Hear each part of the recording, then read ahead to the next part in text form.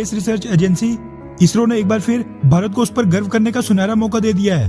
क्योंकि इस बार भारतीय सेना की सुरक्षा करने के लिए इसरो ने कुछ ऐसा कर दिखाया है जिसके बाद ऐसा माना जा रहा है कि 28 मार्च के बाद तो मानो भारतीय सेना के जवानों की टेंशन ही खत्म हो जाएगी और भारतीय सेना की सुरक्षा की इतनी पुख्ता तैयारी हो जाएगी कि अब बॉर्डर पर पाकिस्तान और चीनियों की खबर भारतीय सेना को रियल टाइम यानी लाइव बेसिस पर मिलती रहेगी। भारत के लिए बहुत ही गर्व की बात है, क्योंकि किसी समय पर इसी लाइव और रियल टाइम पोजीशंस की जानकारी प्राप्त करने के लिए भारत को दूसरे देशों से मदद मांगनी पड़ती थी,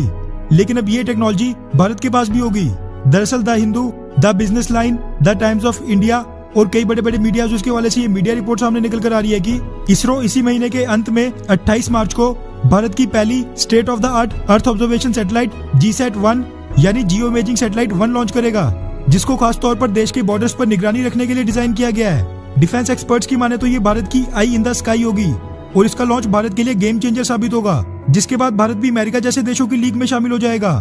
इस सैटेलाइट की खासियत ये है कि इसकी मदद से भारतीय सेना के जवानों को रियल टाइम बेसिस पर यानी जब जो घटना बॉर्डर पर होगी उसी टाइम स्क्रीन पर डिस्प्ले होकर मिलती रहेगी,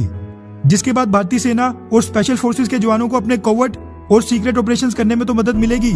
लेकिन साथ साथ में सीमा पर पाकिस्तान से घुसपैठ रोकने में भी ये सैटेलाइट बहुत ही ज्यादा मददगार साबित होगी। एक्सपर्ट्स के मुताबिक GSAT-1 पर बहुत ही हाई रेजोल्यूशन कैमरास फिटेड हैं, जो एकदम क्रिस्टल क्लियर इमेजेस और वीडियोस को रिकॉर्ड करके धरती पर भेजते रहेंगे। आपको बता दूं कि GSAT-1 की रेंज में भारत की जमीनी सीमा के साथ साथ समुद्री सीमा भी रहेगी। इसी के साथ ये अपनी कैटेगरी की पहली सैटेलाइट है, इसलिए इसका नाम GSAT-1 रखा गया है और ऐसा माना जा रहा है कि भविष्य में ऐसी और भी सैटेलाइट्स लॉन्च की जाएंगी जो कि आपस में कनेक्ट होकर और भी ज्यादा एफिशिएंट और असरदार तरीके से ऑपरेट करेंगी। विकिपीडिया के मुताबिक इस सैटेलाइट का वेट 2268 kg का है, जो कि 2280 वॉट्स की पावर के साथ करीब 7 साल तक ऑपरेशनल रहेगी। GSAT-1 सैटेलाइट बेशक अपनी कैटेगरी की पहली सैटेलाइट है, लेकिन इसको अंतरिक्ष में भेजने का ये इसरो का दूसरा अटेम्प्ट होने वाला है, क्योंकि इसी सैटेलाइट को पिछले साल 5 मार्च को लॉन्च किया जाना था, लेकिन फिर टेक्निकल फेलियर के कारण एक दिन पहले इसके लॉन्च को रोक दिया गया था। अभी सैटेलाइट में सभी जरूरी चेंजेस करने के बाद ये एक बार फिर से लॉन्च होने के लिए रेडी है और इसको 28 मार्च को आंध्र प्रदेश के श्रीहरिकोटा स्पेस रिसर्च सेंटर से लॉन्च किया जाना है। GSAT-1 सैटेलाइट का लॉन्च भारत के लिए बहुत ही ज्यादा गर्व की बात है, क्योंकि इसरो ने इस सैटेलाइट को अमेरिका की नासा के मुकाबले बेहद लो बजट पर बनाया है, लेकिन काम के मामले में इसरो की ये सैटेलाइट नासा की सैटेलाइट्स को भी बराबरी की टक्कर देती है।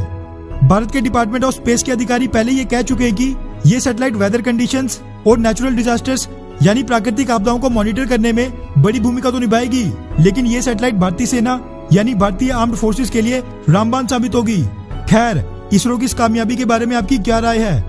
नीचे कमेंट करके जरूर बताएं।